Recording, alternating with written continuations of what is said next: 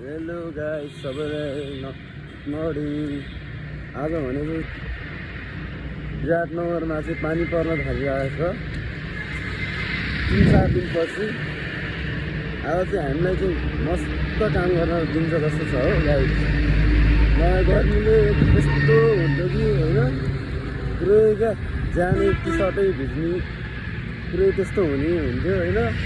अब यसो गाइस जस राति चाहिँ एकदम मसिना पानी चाहिँ परिरहेको थियो। अहिले बिहानी हल्का हल्का छिट्टा चाहिँ आइरहेको छ गाइस। अनि काममा हिँडेको हामी चाहिँ बिस्तारै अरू पछाडि कोही अगाडि हिँडिरहेको छौँ। आज चाहिँ मस्त काम गर्न दिन्छ गाइस। मौसमले दामी मौसम छ पुरै होइन। पानी हल्का हल्का छिटाइरहेको छ। पानी बेससँगले पर्दैछ बरु दामी हुन्थ्यो होइन। ल मेरो यति नै हो भनाइ चाहिँ होइन, यति नै हो। मन्दिरतिर पनि आइपुग्यो।